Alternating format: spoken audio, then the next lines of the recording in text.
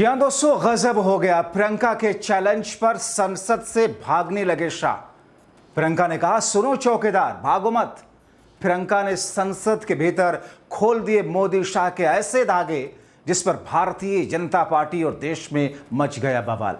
बहुत स्वागत है आप सभी का। आप देख रहे द राजनीति का विशेष सेगमेंट खबर और विश्लेषण। मैं हूं जब्बार खान। दोस्तों, आखिर संसद में ऐसा प्रियंका गांधी ने क्या कहा था जिसके बुनियाद पर अमित शाह तमतमा करके उठ करके भागने लगे थे? और उस पर प्रियंका गांधी ने यह क्यों कहा, भागो मत?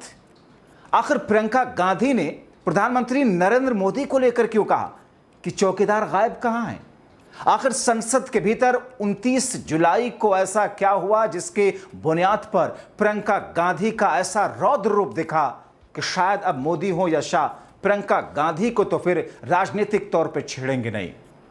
आखिर प्रियंका गांधी ने अपनी मां सोनिया गांधी के आंसुओं का जिक्र करके मोदी शाह की इस अंदाज में रगड़ाई क्यों की जिसके बाद में भारतीय जनता पार्टी का खेमा संसद से बाहर निकल के जाने लगा? दोस्तों, विस्तार से आपको सब कुछ बताते हैं, क्योंकि 29 जुलाई संसद के भीतर मोदी शाह के लिए एक ऐसा अपमानजनक दिन रहा राजनीतिक तौर पर जिसे शायद हमेशा उसकी टीस महसूस करेंगे। दोस्तों, प्रियंका गांधी ने अपने संबोधन की शुरुआत इसी बात से की कि साहब, मेरे बोलने से पहले ही तो शाह संसद से भागने लगे।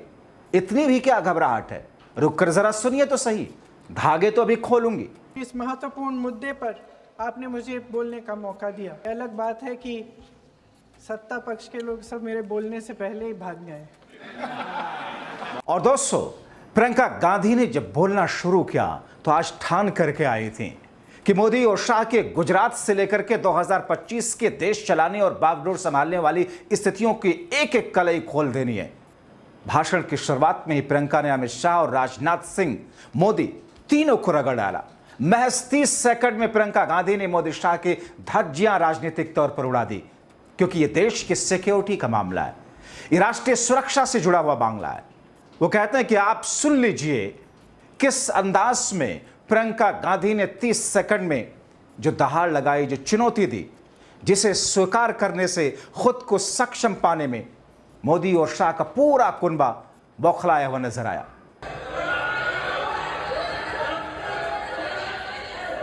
राजनाथ जी तो पुलवामा, उरी और पठानकोट के समय गृह मंत्री रहे थे। आज वे रक्षा मंत्री हैं और हमारे गृह मंत्री महोदय श्री अमित शाह जी के नाक के नीचे पूरा मणिपुर जल गया, दिल्ली में दंगे हुए, पहलगाम में हमला हुआ और आज भी वे उसी पद पर बैठे हैं। क्यों? दोस्तों, अमित शाह ने शायद सोचा ना था कि सोनिया पर कटाक्ष करके प्रियंका को वो रोक लेंगे, दबाव में ले आएंगे, मगर प्रियंका ने तो एक साथ मोदी शाह के धागे खोल डाले। प्रियंका गांधी ने मोदी शाह के कलई खोलते हुए कहा कि आप मेरी मां के आंसुओं का मजाक उड़ाते हैं। सुनिए मोदी जी और सुनिए शाह साहब, मेरी मां के आंसू तब गिरे थे जब आतंकवादियों ने मेरे पिता को मार दिया था, जब वो महज 40 साल की थी, और आज मैं 26 परिवारों के दर्द की बात इस सदन में कर पा रही हूं। तो इसके पीछे वही दर्द है जो मैंने सहा है। ऑपरेशन सिंदूर अगर आतंकवाद को खत्म करने के लिए था तो इसे गहरा धक्का आपने लगाया। जब पाकिस्तान को संयुक्त राष्ट्र की आतंकवाद रोधी समिति का अध्यक्ष बना दिया गया तो यह आपकी कायरता और विफलता थी। आज यहां जितने भी लोग बैठे हैं वो कहते हैं कि सबके पास सुरक्षा है। पहलगाम के बासरिन वैली में जो 26 लोग मारे गए उनमें से 25 भारतीय थे। आप कितने भी ऑपरेशन कर लें, इस सच के पीछे छिप नहीं सकते कि उनको आपने कोई सुरक्षा नहीं दी है। प्रियंका ने पहलगाम में मारे गए एक एक व्यक्ति के नाम को सदन में पढ़कर मोदी शाह को ऐसा रगड़ा कि देश देखता रह गया। वैसे महोदय, मेरी मां की आंसू की बात किए, मैं इसका जवाब देना चाहती हूं। मेरी मां के आंसू तब गिरे जब उनके पति को आतंकवादियों ने शहीद किया, जब वे मात्र 44 साल की थी। और आज अगर मैं इस सदन में खड़ी हूं और उन 26 लोगों की बात कर रही हूं, मैं इसलिए कर रही हूं क्योंकि मैं उनका दर्द जानती हूं, महसूस करती हूं। दोस्तों, संसद में पहली बार मोदी शाह से इस्तीफा मांगा गया। प्रियंका ने ऐसी लताड़ लगाई कि बीजेपी कुनबा हिला हुआ देखा। प्रियंका गांधी ने मोदी शाह से सीधे शब्दों में कहा कि साहब इस्तीफा देना पड़ेगा, इस्तीफे से कम की कुछ बात नहीं बनेगी। भाग क्यों रहे? कुर्सी की ऐसे लालसा क्यों है? आप कुर्सी से चिपके रहेंगे और देश की जनता को मरवाते रहेंगे और आप चाहेंगे कि आपसे इस्तीफा भी ना लिया जाए। पूछती हैं प्रियंका, क्या सेना प्रमुख, क्या इंटेलिजेंस प्रमुख ने इस्तीफा दिया? क्या गृह मंत्री शाह ने इस्तीफा दिया? और इस्तीफा छोड़िए साहब, जिम्मेदारी तक नहीं ले रहे हैं। इतनी कायरता है। इतिहास की बात आप करिए, मैं वर्तमान की बात करूंगी। 11 साल से सत्ता में आप हो। प्रियंका कहती है कि कल मैं देख रही थी जब गौरव गोगोई ने जिम्मेदारी की बात कही, राजनाथ सिंह सर हिला रहे थे कि हां गलती तो कहीं ना कहीं हुई। मनोज सिन्हा जम्मू कश्मीर के लेफ्टिनेंट गवर्नर आतंकवादी हमले के पीछे सुरक्षा की पूरी चूक बता रहे थे, मतलब अमित शाह जिम्मेदार। लेकिन कल क्या हुआ? गृहमंत्री हंस रहे थे। ऐसा भद्दा मजाक 26 लोगों की मौतों पर। गृह मंत्री जी के कार्य क्षेत्र में आता है इंटेलिजेंस ब्यूरो। क्या गृह मंत्री जी ने इस्तीफा दिया? इस्तीफा छोड़िए, जिम्मेदारी ली।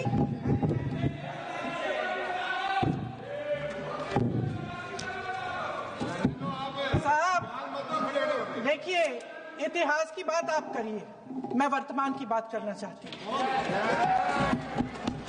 आपको तो एक बहाना चाहिए, आपको तो एक बहाना चाहिए।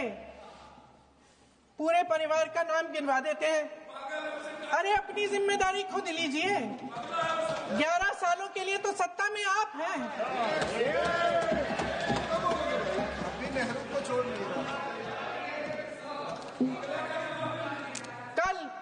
कल माननीय गौरव गोगोई जी ने अपने भाषण में पूछा गृह मंत्री जी से, क्या आपकी जिम्मेदारी नहीं थी? मैं देख रही थी। राजनाथ जी, रक्षा मंत्री जी यूं अपना सर हिला रहे थे, कुछ बोले नहीं। अंदर से महसूस हुआ होगा कि यहां कुछ जिम्मेदारी थी, लेकिन माननीय गृह मंत्री महोदय जी हंस रहे थे, वे हंस रहे थे। और इस बीच प्रियंका ने दहाड़ते हुए मोदी और शाह राजनाथ को एक साथ आईना दिखाते हुए कहा कि कल जिस अंदाज में मुंबई के हमले पर मनमोहन सरकार को घेरा गया और उस वक्त जब घटना चल रही थी तभी 3 आतंकवादियों को मार दिया गया था, एक बचा था जिसे पकड़ा गया, बाद में फांसी दी गई। महाराष्ट्र के मुख्यमंत्री और देश के गृह मंत्री ने इस्तीफा दिया। उस वक्त 26/11 राजनाथ जी उरी पुलवामा के समय गृह मंत्री आप थे। प्रियंका आंखों में आके डाल करके कहती हैं, आज आप रक्षा मंत्री हो। अमित शाह के समय में मणिपुर जल रहा है, दिल्ली में दंगे हुए, पहलगाम हुआ और आज भी गृह मंत्री की कुर्सी पर चिपके बैठे हैं। ये आपकी जागीर नहीं है। देश जानना चाहता है। पहलगाम हमला हुआ, सब एकजुट होकर खड़े हो गए। दोबारा होगा, दोबारा भी खड़े हो जाएंगे।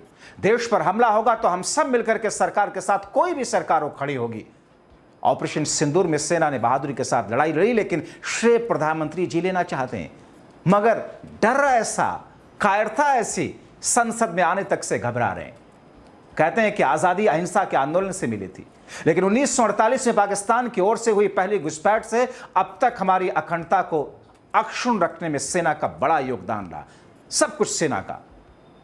मगर मोदी और शाह कहते हैं कि हम सुरक्षित रख रहे हैं। आप सुरक्षित रख रहे हैं, आप तो संसद में आने से डरते हो। प्रियंका कहती हैं कि अमित शाह साहब ने तमाम पहलू गिना दिए, इतिहास का पाठ पढ़ा दिया, लेकिन यह नहीं बता पाए कि पहलगाम में हमला हुआ कैसे, क्यों हुआ। यह सवाल अब भी खटक रहा है। प्रियंका ने शुभम द्विवेदी की पत्नी को भी कोट किया कि लोग सरकार के भरोसे पर पहलगाम गए थे, सरकार ने उन्हें भगवान भरोसे छोड़ दिया था। क्या नागरिकों की सुरक्षा रक्षा मंत्री की जिम्मेदारी नहीं?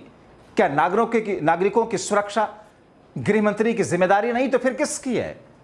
मोदी हर चीज में श्रेय लेते हैं, तो यहां इसका श्रेय, इसकी जवाबदेही, इसकी जिम्मेदारी किसके सर? क्या यह गृह मंत्री की जिम्मेदारी नहीं?